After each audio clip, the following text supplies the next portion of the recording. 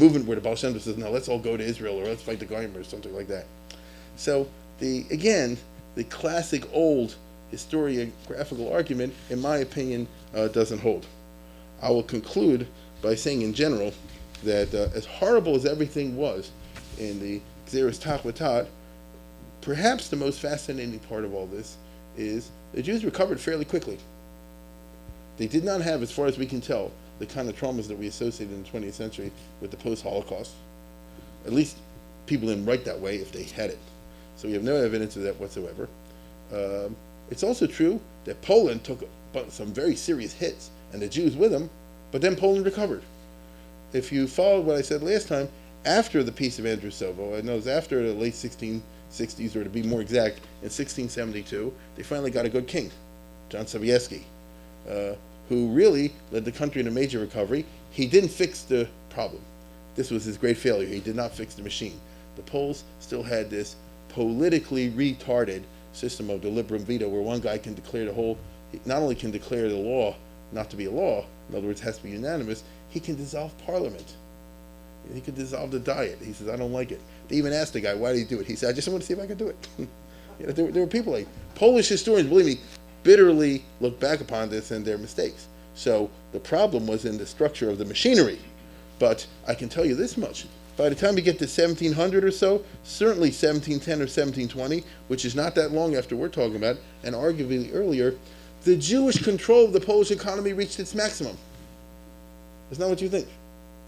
If you went back to 1620, in the good old days, the Jews were conducting economic wars in Poland with other, ethnic mafias, right? Ethnic networks. It was the Jews versus the Germans, the French, the Armenians, the Greeks. You see, all kind of different networks that these guys are trying to control this side of the trade, or the fur trade, or the lumber business, or the bars, or the control of the wood, or whatever you want. By the time you get to, and the Poles are almost like passive in this. By the time you get to the 1720s, the other guys are out. The Jews undercut them all, right? We're dealing with a tough community over here. We're dealing with Jews, as we saw, many of whom elected to move onto the frontier. They were wrong, but they elected to move on the frontier. These were Jews who could shoot back. These were Jews who were not slouches.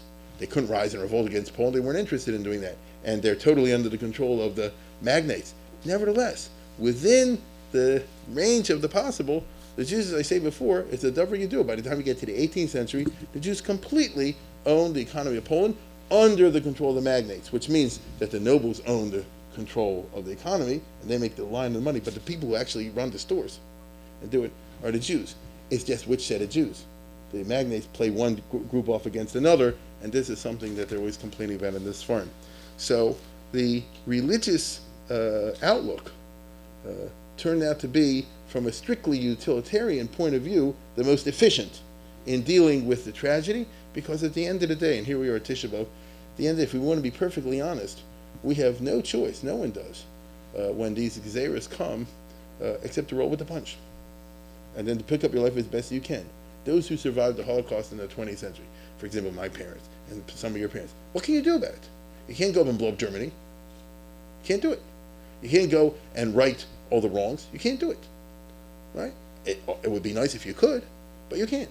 The only thing you could do was pick up the pieces, put them together, do the best you can, try to raise a family, try to get remarried and all these sorts of things, the reconstruction, and in that lies the only possible triumph.